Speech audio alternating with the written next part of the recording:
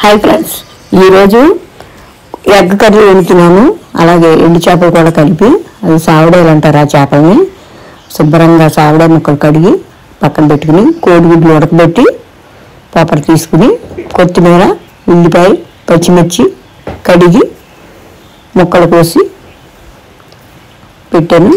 అలాగే స్టవ్ మీద గిన్నె పెట్టి సరిపడా ఆయిల్ పోసి ఉల్లిపాయ ముక్కలు వేసి కొద్దిగా సాల్ట్, పసుపు వేసి బాగా యాగనివ్వాలి.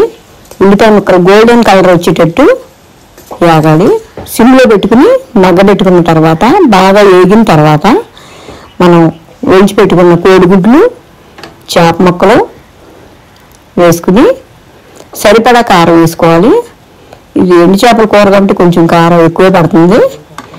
నేనైతే కొంచెం సరిపడగానే వేస్తున్నాను. మీకు తక్కువ కారం తినేవాళ్ళైతే తక్కువ కారం వేసుకోవచ్చు. ఈ కూర రైస్లోకి చాలా బాగుంటుంది, చాలా టేస్టీగా ఉంటుంది. ఒకసారి మీరు కూడా ట్రై చేసి చూడండి. ఈ కారం వేసి అటు ఇటు కలిపి ఒక చిన్న గ్లాసులు వాటర్ పోసుకుని కొత్తిమీర వేసుకుని మూత పెడతాను.